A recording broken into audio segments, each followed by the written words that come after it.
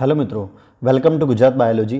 તમે છો મનીષ મેવાડા સાથે. તો મિત્રો ફરી એકવાર આજે આપણે નીટ સ્પેશિયલ 2019માં વિડીયો નંબર 20 લઈને હું તમારી સમક્ષ હાજર છું. આજે મિત્રો તારીખ થઈ છે 8/4/2019 મિત્રો, અને આજે આપણે ફરીથી એક નવા ટોપિક સાથે મળીએ છીએ મિત્રો. તો મિત્રો એક નવો ચેપ્ટરની વાત કરું એના પહેલાં હું તમને કહી દઉં, જો તમે મારી ચેનલ પર નવા છો મિત્રો તો આજે સબસ્ક્રાઇબ કરી દેજો અને બાજુમાં જે બેલ બટન છે એને ક્લિક કરજો, જેથી તમને નવા વિડીયોની નોટિફિકેશન મળતી રહે અને તમે નીટ માટે હજી વધારે ને વધારે અપડેટ થતા રહો મિત્રો. તો મિત્રો આજે આપણે નીટ સ્પેશિયલ 2019 વિડીયો નંબર 20ની અંદર આપણે જે ચેપ્ટર ભણવાના છે રિપ્રોડક્ટિવ હેલ્થ એના પ્રશ્નો અને જવાબોની વાત કરીએ છીએ, એટલે પ્રાજનનિક સ્વાસ્થ્યના પ્રશ્નો અને જવાબોની આપણે ચર્ચા કરવાના છે ડિટેલમાં મિત્રો. તો ફરી એકવાર હું તમને કહી દઉં મિત્રો કે આ પ્રશ્નો એવા છે કે જેની અંદરથી તમને ખૂબ જ સારી સમજણ મળશે, જેમાંથી એક પ્રશ્નમાંથી તમને 3-4 પ્રશ્નોના જવાબ મળી જાય. એ રીતે હું અહીંયા તમને સમજાવીશ અથવા ઇન્ફોર્મેશન નવી પણ આપીશ, જે તમે નોંધ કરતા રહેજો મિત્રો, કારણ કે નોંધ કરવાથી યાદ રહેશે મિત્રો, એને સમજણ પણ પડશે અને ઇન ફ્યુચર તમારે યાદ રાખવું હશે તો યાદ રહી જશે મિત્રો. અને છેક સુધી વિડીયો જોવાનું ભૂલતા નહીં, જેથી બધા જ પ્રશ્નો 15 પ્રશ્નો તમે જોઈ શકો અને આખો પાર્ટ છે એ રિવિઝન થઈ શકે મિત્રો. એટલા માટે કહું છું મિત્રો, છેક સુધી વિડીયો જોવાનું ભૂલતા નહીં મિત્રો. તો આપણે શરૂઆત કરીએ પ્રાજનનિક સ્વાસ્થ્યના પ્રશ્નો અને જવાબોની. તો મિત્રો ટેસ્ટ ટ્યુબ બેબી એક ખાલી જગ્યા છે. પહેલો પ્રશ્ન છે ટેસ્ટ ટ્યુબ બેબી એક ખાલી જગ્યા છે. તો ઓપ્શન છે કૃત્રિમ વીર્યદાન દ્વારા જન્મ, તેઓ વિકાસ ટેસ્ટ ટ્યુબમાં થાય છે. પ્રયોગશાળામાં ફલન પદ્ધતિ દ્વારા, ફલન વગર વિકાસ. તો મિત્રો હું તમને ટેસ્ટ ટ્યુબ બેબી વિશે વાત કરી દઉં કે ટેસ્ટ ટ્યુબ બેબી એ એકચ્યુઅલી જે IVF કહેવામાં આવે છે, ઇન વિટ્રો ફર્ટિલાઇઝેશન પદ્ધતિ છે ટેસ્ટ ટ્યુબ બેબી એટલે, કે જેની અંદર શું કરવામાં આવે છે કે વંધ્યત્વ નિવારણ માટેનો એક ઉપાય છે આ, કે જે પેરેન્ટ્સ વંધ્ય હોય છે, જે મતલબ માતા પિતા અથવા માતા અથવા પિતા, તો આ પદ્ધતિમાં પ્રયોગશાળાની અંદર ફલન ક્રિયા કરવામાં આવે છે. ફરીથી કહું છું, પ્રયોગશાળાની અંદર ફલન ક્રિયા કરવામાં આવે છે, જેમાં સૂક્ષ્મ લેપ્રોસ્કોપ દ્વારા જોઈને પરિપક્વ અંડ સ્ત્રીના અંડપંડમાંથી મુક્ત કરવામાં આવે છે અને ઈંડાને પ્રયોગશાળાના સંવર્ધન પ્લેટમાં રાખવામાં આવે છે અને ભાવિ પિતાના શુક્રકોષ સાથે ભેગા કરવામાં આવે છે. મતલબ કે શુક્રકોષ અને અંડકોષની ફલનની ક્રિયા છે લેબમાં એટલે કે પ્રયોગશાળાની અંદર કરવામાં આવે છે અને ફલિત અંડ પ્રયોગશાળામાં પ્લેટમાં વિખંડન પામે અને ત્યારે તે 8 કોષી અવસ્થાએ પહોંચે છે મિત્રો. ફરીથી કહું છું, 8 કોષી અવસ્થાએ પહોંચે છે ત્યારે તેને માતાના ગર્ભાશયમાં સ્થાપન માટે ટ્રાન્સફર કરવામાં આવે છે. તો આ એક પ્રશ્ન પૂછાઈ શકે છે મિત્રો, ક્યારે માતાના ગર્ભાશયમાં સ્થાપન કરવામાં આવે છે? તો મિત્રો હું તમને સમજાવી દઉં કે 8 કોષીય જ્યારે અવસ્થા થશે, 8 કોષીય અવસ્થા થાય છે, પહોંચે છે, ત્યારે તેને માતાના ગર્ભાશયની અંદર સ્થાપન માટે ટ્રાન્સફર કરવામાં આવે છે અને આથી માતાના સામાન્ય બાળકનો જન્મ થાય છે, કારણ કે માતાની અંદર એવું એન્વાયરમેન્ટ પૂરું પડાય છે મિત્રો, એટલા માટે એમને ટ્રાન્સફર કરવામાં આવે છે. લેબમાં એનું જે મેટિંગ એટલે કે શુક્રકોષ અને અંડકોષ છે એને મિલન કરવામાં આવે છે લેબની અંદર. એટલા માટે અહીંયા જવાબ આવશે પ્રયોગશાળામાં ફલન પદ્ધતિ દ્વારા.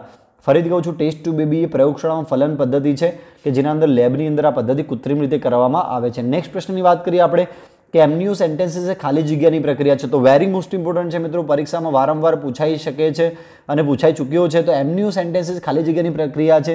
તો એકચ્યુઅલી ગર્ભજળના કોષોનું તેમની સંખ્યામાં વધારવા માટે સંવર્ધન કરવામાં આવે છે. યાદ રાખજો મિત્રો, ફરીથી કહું છું કે ગર્ભજળ હોય છે એ ગર્ભજળની કોષોની તેમની સંખ્યા વધારવા માટે સંવર્ધન કરવામાં આવે છે અને વિભાજન પામતા કોષો મેળવવામાં આવે છે અને વિભાજન પામતા કોષોના રંગસૂત્રનું પરીક્ષણ કરવામાં આવે છે અને તેમાં કોઈ અનિયમિતતા છે, મતલબ કે જ્યારે ભ્રૂણ હોય છે ત્યારે એમાં કોઈ અનિયમિતતા હોય તો એકચ્યુઅલી એને તપાસવામાં આવે છે. તો કોષો અને પ્રવાહીના નમૂનાની પણ કોઈ ખામીયુક્ત જનીન દ્વારા ઉત્પન્ન થતી જે નિપજો હોય છે એની પણ કસોટી કરવામાં આવે છે. ઉદાહરણ તરીકે આપણે લઈ શકીએ છીએ કે આલ્ફા ફેટી પ્રોટીનનું ઊંચું પ્રમાણ, દાખલા તરીકે AFT આપણે કહી શકીએ છીએ તે જન્મની ખામીઓનું જોખમ વધુ હોય છે મિત્રો, રાઈટ. તો હું તમને સમજાવું છું કે આ એમન્યુ સેન્ટેન્સીસ છે, આ જે બધી વાત મેં તમને કીધી અનિયમિતતા જાણવા માટે છે, ગર્ભની અંદર કે ભ્રૂણની અંદર કોઈ આનુવંશિક રોગ છે કે નથી એ નક્કી કરવા માટે છે મિત્રો, રાઈટ. તો એમન્યુ સેન્ટેન્સીસ છે, અહીંયા બી ઓપ્શન છે, ભ્રૂણમાં કોઈ આનુવંશિક રોગ નક્કી કરવા માટે એક પદ્ધતિ છે જેની અંદર ગર્ભજળના કોષોનું તેની સંખ્યા વધારવામાં આવે છે અને સંવર્ધન કરવામાં આવે છે અને વિભાજન પામતા કોષો મેળવવામાં આવે છે અને એ વિભાજન પામતા કોષોમાં રંગસૂત્રોનું પરીક્ષણ કરવામાં આવે છે, જેથી ભ્રૂણમાં કોઈ આનુવંશિક રોગ છે કે નહીં એ નક્કી કરી શકાય મિત્રો, રાઈટ. તો આપણે એમન્યુ સેન્ટેન્સીસ છે એ આ પ્રકારની એક પ્રક્રિયા છે જેની અંદર આપણે રોગ વિશે જાણકારી મેળવી શકીએ છીએ. નેક્સ્ટ પ્રશ્ન છે કે પ્રોજેસ્ટેરોન ખૂબ જ અગત્યનો ગર્ભાધાન અવરોધક મુખ દ્વારા લેવાતી ગોળીઓનો ઘટક છે, તે ખાલી જગ્યા દ્વારા ગર્ભ સ્થાપન અટકાવે છે મિત્રો, રાઈટ. તો આપણે એના વિશે જાણી લઈએ પહેલાં કે મોટાભાગની જે ગર્ભ નિરોધક ગોળીઓ છે ઇસ્ટ્રોજન અને પ્રોજેસ્ટેરોન ધરાવે છે. હું લખું છું, બહુ અગત્યનું છે મિત્રો, રાઈટ. ઇસ્ટ્રોજન અને પ્રોજેસ્ટેરોન પરીક્ષામાં પૂછાય તો મિત્રો આ પણ તમને આવડી શકે છે. અહીંયા હું લખું છું પ્રોજેસ્ટેરોન ધરાવે છે અને પ્રોજેસ્ટેરોન જે ઇસ્ટ્રોજન સાથે સામાન્ય ઋતુચક્રને અવ્યવસ્થિત બનાવી દે છે. ફરીથી કહું છું કે પ્રોજેસ્ટેરોન શું કરે છે, ઇસ્ટ્રોજનની સાથે મળી અને સામાન્ય ઋતુચક્રને શું કરે છે, અવ્યવસ્થિત બનાવી દે છે અને અંડકોષ પાતને અટકાવે છે. રાઈટ, ફરીથી હું લખું છું કે અંડકોષ પાતને શું કરે છે, અટકાવે છે. તે પિટ્યુટરીના FSH અને LH ને સ્ત્રાવ કરતી પણ અટકાવે છે. મિત્રો ફરીથી કહું છું કે ખાસ મેં અહીંયા લખ્યું છે કે અંડકોષ પાતને અટકાવે છે અને બીજું FSH અને LH ને સ્ત્રાવ, ફોલિકલ સ્ટિમ્યુલેટિંગ હોર્મોન, લ્યુટિનાઇઝિંગ હોર્મોનનો સ્ત્રાવ કરતું પણ અટકાવે છે. તો એ પણ કાર્ય તમે અહીંયા મતલબ વાંચી શકો છો. FSH અને LH ને પણ અટકાવે છે.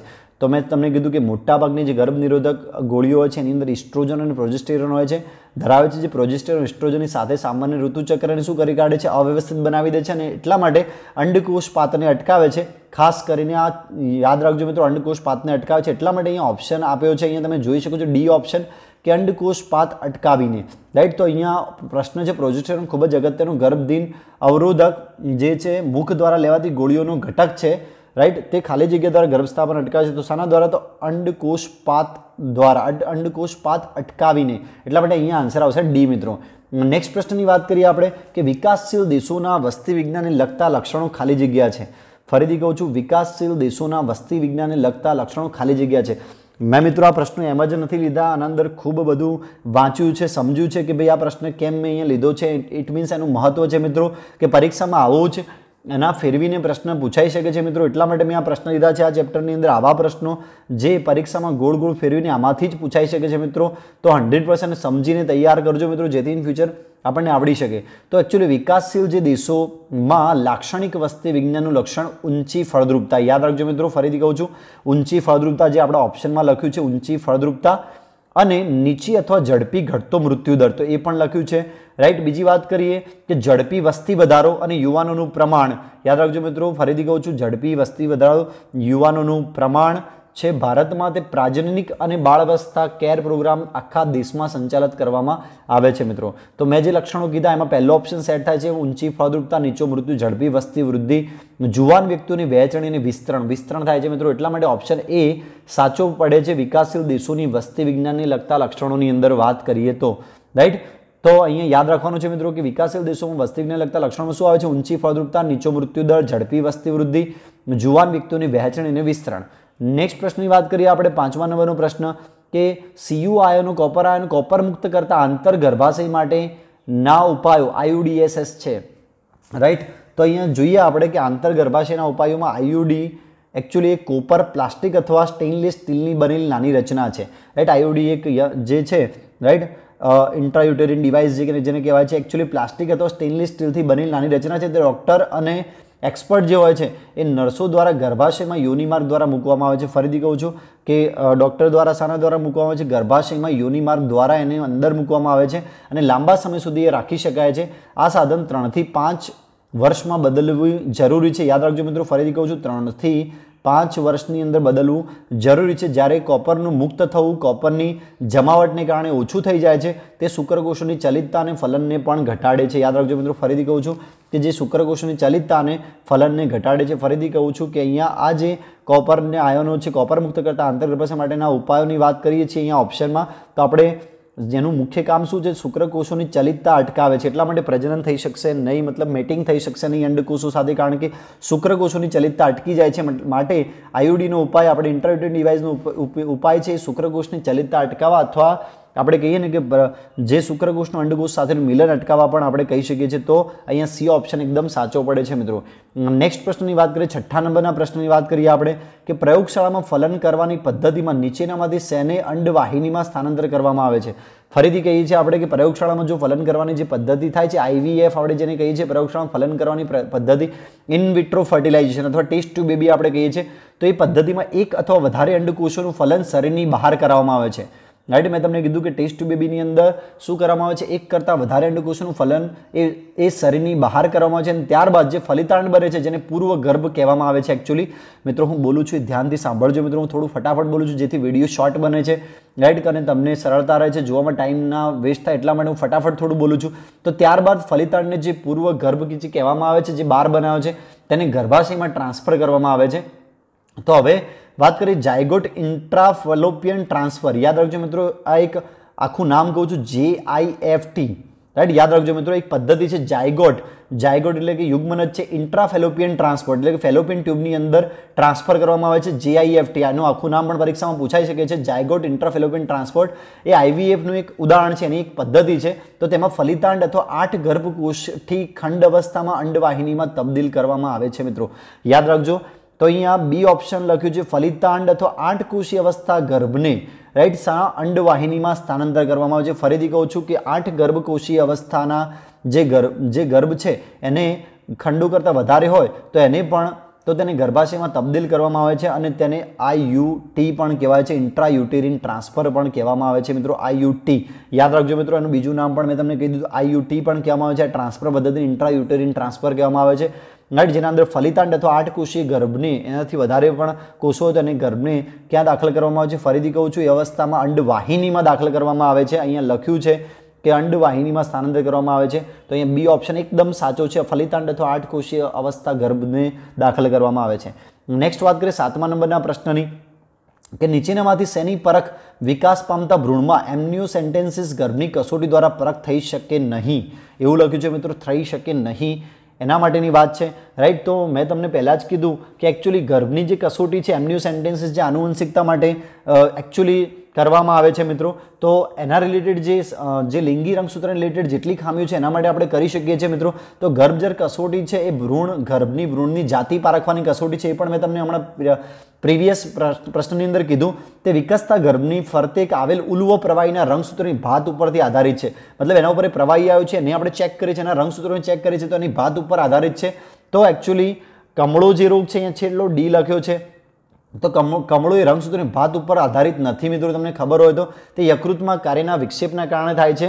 જે કમળો છે એ બિલિરુબિન-બિલિવર્ડિનના જે ભરાવાના કારણે થાય છે. તો એકચ્યુઅલી કમળો એના આધારે નથી, એટલા માટે આપણે D અહીંયા લખ્યું છે, દ્વારા પરખ થઈ શકે નહીં.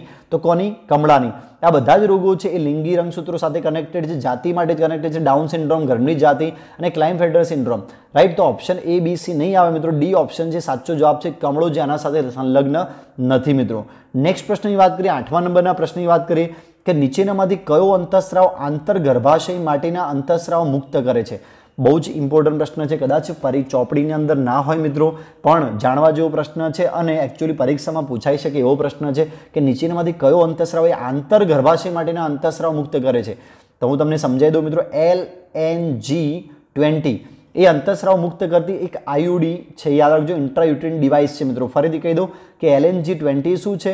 કે એક IUD છે, ઇન્ટ્રાયુટેરિન ડિવાઇસ છે, તે ગર્ભાશયને ગર્ભસ્થાપન માટે અયોગ્ય બનાવે છે. યાદ રાખજો મિત્રો, ગર્ભાશયને ગર્ભસ્થાપન માટે અયોગ્ય બનાવે છે અને એ ગર્ભાશયનું મુખ શુક્રકોષોના વિરુદ્ધ કરે છે, મતલબ એ ઊંધું કરી દે છે. એટલા માટે આંતરગર્ભાશય ઉપાય પ્લાસ્ટિક અથવા ધાતુની વસ્તુ છે જેને ડૉક્ટર દ્વારા ગર્ભાશયમાં યોનિમાર્ગમાં દાખલ કરવામાં આવે છે. અને તે એકચ્યુઅલી હું તમને સમજાવી દઉં કે તે બિન ઔષધીય IUD, દાખલા તરીકે લિપ્સ લૂપ, રાઈટ. અહીંયા હું લખું છું કે બિન ઔષધીય IUD એટલે કે લિપ્સ લૂપ એક છે. બીજું કોપર રિલીઝિંગ, ઉદાહરણ તરીકે આપણે કોપર રિલીઝિંગ IUD ની વાત કરીએ તો અહીંયા હું લખી દઉં, એનું ઉદાહરણ તરીકે તમને કદાચ પરીક્ષામાં પૂછાય, મલ્ટીલોડ 375 નો ઉપયોગ થાય છે. બીજું હોર્મોન રિલીઝિંગ IUD, પ્રોજેસ્ટેરોનનો ઉપયોગ થાય છે, progesterone, right. Hormone releasing IUD છે. તો ગર્ભાશયની મુખની કેપ અને વોલ્ટને એ રબરની બનેલી હોય છે એકચ્યુઅલી, અને સ્ત્રીના પ્રજનન માર્ગમાં ગર્ભાશયના મુખને ઢાંકવા માટે સમાગમ પહેલાં ઢાંકવામાં આવે છે. તે કોન્સેપ્શન અટકાવે છે મિત્રો, યાદ રાખજો, જે કન્સેપ્શનની જે મતલબ જે પ્રક્રિયા છે એને અટકાવે છે મિત્રો. તો અહીંયા પૂછ્યું છે આપણે નીચેમાંથી કયો અંતઃસ્રાવ આંતરગર્ભાશય માટે અંતઃસ્રાવ મુક્ત કરે છે? તો મેં તમને સમજાવ્યું કે LNG-20, રાઈટ, એ અંતઃસ્રાવ મુક્ત કરતી IUD છે મિત્રો, યાદ રાખજો. અને તે ગર્ભાશયને ગર્ભસ્થાપન માટે શું કરે છે? જે અયોગ્ય બનાવે છે. એના સિવાય મુખને, જે ગર્ભાશયનું મુખ છે એને શુક્રકોષનો વિરુદ્ધ કરે છે, રાઈટ. અને આંતરગર્ભાશયના ઉપાયને પ્લાસ્ટિક અથવા ધાતુની વસ્તુ છે જે ડૉક્ટર દ્વારા ગર્ભાશયમાં યોનિમાર્ગમાં દાખલ કરવામાં આવે છે. અને મેં તમને બીજા ઘણા બધા IUDની વાત કરી, કે બિન ઔષધીય IUDની વાત કરીએ, ઇન્ટ્રાયુટેરિન ડિવાઇસ, તો લિપ્સ લૂપ છે એનું નામ, યાદ રાખજો, મેં અહીંયા લખ્યું છે. કોપર રિલીઝિંગની વાત કરીએ, જે કોપર રિલીઝિંગ કરતો હતો એનું પણ નામ એ લખ્યું છે, મલ્ટીલોડ 375. અને હોર્મોન રિલીઝિંગની વાત કરીએ તો ઉદાહરણ તરીકે પ્રોજેસ્ટેરોન યુઝ થાય છે મિત્રો. તો અહીંયા જે જવાબ આવે છે મિત્રો, હોર્મોન જે અંતઃસ્રાવ આંતરગર્ભાશય માટે અંતઃસ્રાવ મુક્ત કરે છે એ IUDની વાત કરી છે. તો LNG-20 યાદ રાખજો મિત્રો, એનું નામ છે ડિવાઇસનું, ઇન્ટ્રાયુટેરિન ડિવાઇસ, જેનું મુખ્ય કામ પરીક્ષામાં પૂછાય તો મિત્રો ગર્ભ સ્થાપન માટે અયોગ્ય બનાવે છે અને ગર્ભાશયનું મુખ શુક્રકોષોની વિરુદ્ધ કરે છે. આ ખાસ યાદ રાખજો, પરીક્ષામાં આવું પણ પૂછાઈ શકે છે. તો 9મા નંબરનો પ્રશ્ન છે મિત્રો, ટ્યુબિક્ટોમી એ શેમાં વેંધીકરણ માટેની પદ્ધતિમાં છે મિત્રો? તો હું તમને સમજાવી દઉં કે ટ્યુબિક્ટોમી ઇંગ્લિશ વર્ડ છે, આપણે ગુજરાતીમાં એને આપણે સ્ત્રી નસબંધી કહીએ છીએ. યાદ રાખજો મિત્રો, સ્ત્રી નસબંધી, રાઈટ, કે વેંધીકરણનો એક પ્રકાર છે. તે પ્રક્રિયા દરમિયાન શું કરવામાં આવે છે કે સ્ત્રીની જે અંડવાહિની હોય છે એને કાપીને બાંધી દેવામાં આવે છે. એટલે કે જે સ્ત્રીની અંડવાહિની હોય છે એને કાપીને આમ આ રીતે બાંધી દેવામાં આવે છે અને જે અંડવાહિનીમાં શુક્રકોષનો એકચ્યુઅલી પ્રવેશ અટકાવે છે, બાંધી દો એટલે પ્રવેશ અંદર થશે નહીં. તો સ્ત્રીઓમાં આ કાયમી ગર્ભ અવરોધક પદ્ધતિ છે. યાદ રાખજો મિત્રો, એ કાયમી ગર્ભ અવરોધક પદ્ધતિ છે. તો અહીંયા એ ઓપ્શન છે, ફેલોપિયન નળીનો થોડોક ભાગ દૂર કરવામાં આવે છે અથવા બાંધી દેવામાં આવે છે. તો ટ્યુબેક્ટોમી એ શેના વેંધીકરણ માટેની પદ્ધતિ છે? તો યાદ રાખજો, ફેલોપિયન નળીમાં થોડોક ભાગ એ દૂર કરી દેવામાં આવે છે અથવા બાંધી દેવામાં છે અને રિલેટેડ છે. રાઈટ, બીજા એકે ઓપ્શન મેચ થતા નથી મિત્રો ટ્યુબેક્ટોમી સામે, કે જે સ્ત્રી નસબંધી છે, જેને ગુજરાતીમાં સ્ત્રી નસબંધી કહેવામાં આવે છે, ટ્યુબિક્ટોમી. રાઈટ, તો મિત્રો અહીંયા એ ઓપ્શન એકદમ સાચો રહેશે કે ફેલોપિયન નળીનો થોડોક ભાગ જે નળી છે નળીના ભાગને આમ બાંધી દેવામાં આવે છે, કાપી દેવામાં આવે છે મિત્રો, જેથી શુક્રકોષ અંદર પ્રવેશી શકશે નહીં મિત્રો. નેક્સ્ટ 10મા નંબરના પ્રશ્નની વાત કરીએ કે બાળક ન હોય તેવા યુગલમાં GIF ટેકનિકથી, રાઈટ, GIFT ટેકનિકથી બાળક પેદા કરવામાં મદદ થઈ શકે છે. આ પદ્ધતિનું પૂરું નામ શું છે? તો GIFT યાદ રાખજો મિત્રો કે GIFT મેં તમને આગળ પણ કીધું, જેનું પૂર્ણ નામ છે એ ગેમેટ ઇન્ટ્રાફેલોપિયન ટ્રાન્સફર. અહીંયા હું લખું છું ગેમેટ ઇન્ટ્રાફેલોપિયન ટ્રાન્સફર, રાઈટ, જે અહીંયા તમે ઓપ્શન બીમાં જોઈ શકો છો, ગેમેટ ઇન્ટ્રાફેલોપિયન ટ્રાન્સફર અહીંયા લખેલું છે, જેનું આખું નામ છે. તો એ પદ્ધતિમાં સ્ત્રીની અંદર વપરાય છે આ પદ્ધતિ. એના વિશે હું તમને માહિતી આપી દઉં કે જે અંડકોષ ઉત્પન્ન કરી શકતા નથી એવી સ્ત્રીની અંદર વપરાય છે, પરંતુ ફલન અને ગર્ભના આગળના વિકાસ માટે અંડવાહિનીમાં યોગ્ય પર્યાવરણ પૂરું પાડે છે. અને આવા કિસ્સામાં દાતા સ્ત્રીમાં ઓપરેશન દ્વારા અંડકોષ છૂટો પાડવામાં આવે છે અને પછી તે સ્ત્રીની અંડવાહિનીમાં દાખલ કરવામાં આવે છે. આવી સ્ત્રી ત્યારબાદ સમાગમ દ્વારા તેના પતિના શુક્રકોષોને સ્વીકારે છે મિત્રો. રાઈટ, તો આ GIFT પદ્ધતિ, જેનું નામ છે ગેમેટ ઇન્ટ્રાફેલોપિયન ટ્રાન્સફર, તો આ પદ્ધતિ સ્ત્રીની અંદર વપરાય છે જે અંડકોષ ઉત્પન્ન કરી શકતી નથી. રાઈટ, તો અહીંયા બી ઓપ્શન છે ગેમેટ ઇન્ટ્રાફેલોપિયન ટ્રાન્સફર, GIFT નું પૂરું નામ મેં તમને કીધું. 11મા નંબરના પ્રશ્નની વાત કરીએ કે 16 ગર્ભકોષ કરતાં વધારે કોષો ધરાવતો ગર્ભ જે પ્રયોગશાળામાં ફલન દ્વારા ઉત્પન્ન થયેલ છે તેને શેમાં ટ્રાન્સફર કરવામાં આવે છે? તો આગળ આપણે પ્રશ્ન બીજી રીતે આ ભણી ચૂક્યા છીએ આપણે કે પ્રયોગશાળાની અંદર જો ફલન પછી 16 કોષી ગર્ભને તેના વિકાસ પૂર્ણ કરવા માટે ગર્ભાશયના તબદીલ કરવામાં આવે છે. યાદ રાખજો મિત્રો, શાના અંદર? ફરીથી કહું છું, ગર્ભાશયની અંદર તબદીલ કરવામાં આવે છે. તો ઝડપી બનાવવાનો ખ્યાલ ઇન્ટ્રાયુટેરિન ટ્રાન્સફર અથવા IUT એ સહાયક પ્રજનન ટેકનોલોજી છે જે વંધ્યતાની સમસ્યા ઉકેલવામાં મદદ કરે છે. ફરીથી કહું છું, કઈ પદ્ધતિ? IUT એટલે કે ઇન્ટ્રાયુટેરિન ટ્રાન્સફર. રાઈટ, આ પદ્ધતિમાં ગર્ભાશયમાં ગર્ભ સ્થાપન થાય છે અને જ્યાં તે ભ્રૂણમાં વિકાસ પામે છે, જે બાળકનું નિર્માણ કરે છે પછીથી, અને ગર્ભદાનનો જે સમય છે એ પૂર્ણ થતાં માતા સામાન્ય બાળકને જન્મ આપે છે મિત્રો.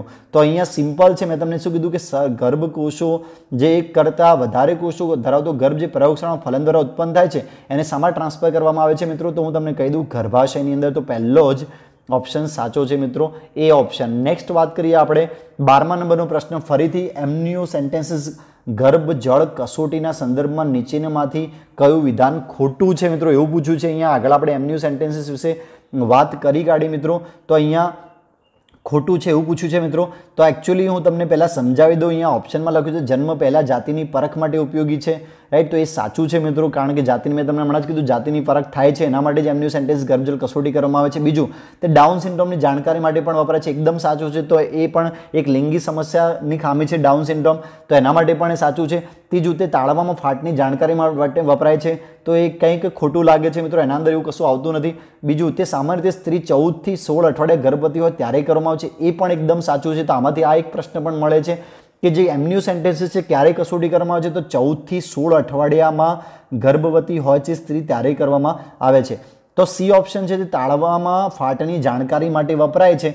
તો એની વાત હું કરી દઉં તો તાળવામાં ફાટ એ વિકાસ દરમિયાન ઉદ્ભવતી એક અનિયમિતતા છે. ફરીથી કહું છું કે તાળવાની અંદર જે ફાટ હોય છે એ વિકાસ દરમિયાન ઉદ્ભવતી અનિયમિતતા છે, તે વિકાસ પામતા ભ્રૂણમાં હોય છે અને આથી તે સોનોગ્રાફી દ્વારા જાણી શકાય છે, પરંતુ એમન્યુ સેન્ટેન્સીસ દ્વારા જાણી શકાતી નથી. તો મિત્રો 9મા મહિને 8મા મહિને જે સોનોગ્રાફી થાય છે એ દરમિયાન જાણી શકાય છે. એમન્યુ સેન્ટેન્સ ભ્રૂણની જાતિ પરીક્ષણમાં ખોટો ઉપયોગ થાય છે? યાદ રાખજો મિત્રો, ફરીથી કહું છું, એમ્નિયોસેન્ટેન્સીસની જે ઉપયોગ થાય છે ભ્રૂણની જાતિ પરીક્ષણ ખોટો ઉપયોગ થાય છે. આથી જાતિ પરીક્ષણ કસોટીનો ભારતમાં કાયદેસર પ્રતિબંધ કરેલો છે મિત્રો, કે આ એમ્નિયોસેન્ટેન્સીસ જાતિ જાણી શકાય છે પણ ભારતમાં એનો ઉપયોગ થતો નથી, મતલબ કે એ કાયદેસર બંધ છે, પ્રતિબંધ છે. બીજા દેશોમાં મિત્રો પ્રતિબંધ નથી મિત્રો, પણ ભારતમાં બંધ છે. બીજા ઘણા બધા દેશોમાં પ્રતિબંધ નથી મિત્રો, રાઈટ. તો એમ્નિયોસેન્ટેન્સથી જાતિ પારખવા માટેની એક ગર્ભજળ કસોટી છે, રાઈટ. તો અહીંયા સી ઓપ્શન છે કે જે તાળવામાં ફાટની જાણકારી માટે વપરાય છે, એકદમ ખોટું છે મિત્રો સેન્ટેન્સ, એટલા માટે આપણે અહીંયા ખોટું વિધાન પૂછેલું છે, એટલે સી ઓપ્શન સાચો જવાબ આવશે.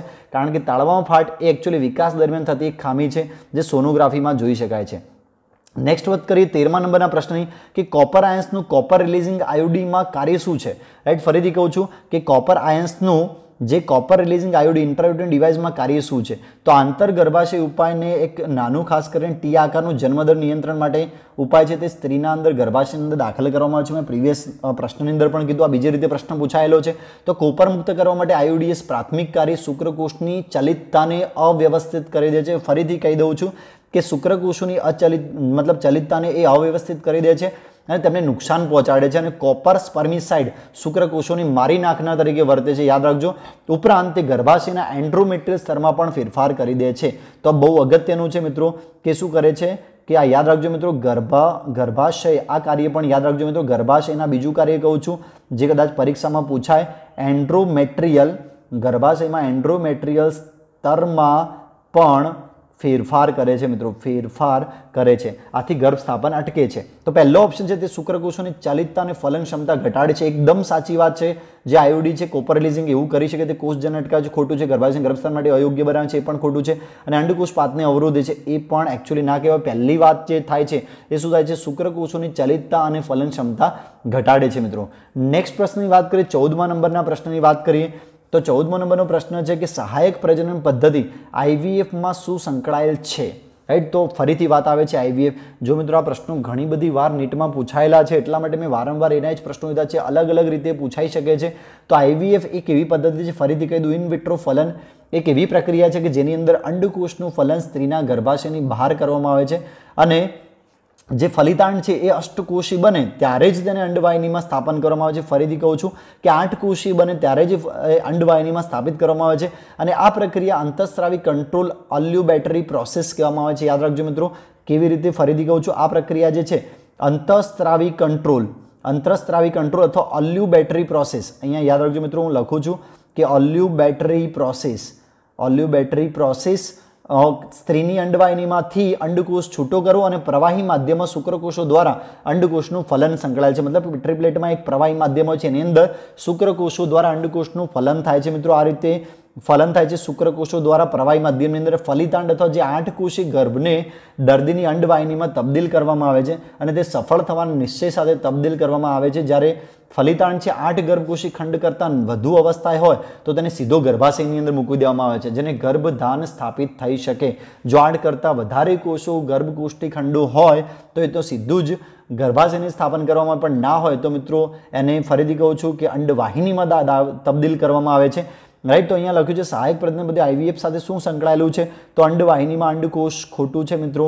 અંડવાહિનીમાં ફલિતાંડ, યસ મિત્રો, અંડવાહિનીમાં ફલિતાંડ. ગર્ભાશયમાં ફલિતાંડ ના આવે મિત્રો, એ તો ડાયરેક્ટ જ અષ્ટકોષ કરતાં વધારે પૂછ્યું હોય તો મિત્રો આપણે લખી શકીએ. રાઈટ, તો એ ખોટું છે. ડી ઓપ્શન 16 ગર્ભકોષી ગર્ભ ફેલોપિયન નળીમાં, તો એ પણ ખોટું છે મિત્રો. ફેલોપિયન નળીમાં જો 8 કરતાં વધારે તો ડાયરેક્ટ ગર્ભ સ્થાપનમાં ગર્ભાશયમાં સ્થાપન થાય છે, એટલા માટે એ પણ ખોટું છે. તો અહીં અંડવાહિનીમાં ફલિતાંડ એ આપણે સાચું કહી શકીએ કે જેની અંદર હજી હવે ગર્ભ બન્યો છે 8 કોષી ગર્ભ, જેને ડાયરેક્ટ આપણે જે ફલિતાંડ એટલે કે અંડવાહિનીમાં દાખલ કરીએ છીએ. તો આઈવીએફ સાથે સાચું પડે છે અંડવાહિનીમાં ફલિતાંડ. નેક્સ્ટ વાત કરીએ આપણે કે દાક્તરી ગર્ભ એમટીપીને ક્યાં સુધી સલામત ગણવામાં આવે છે મિત્રો?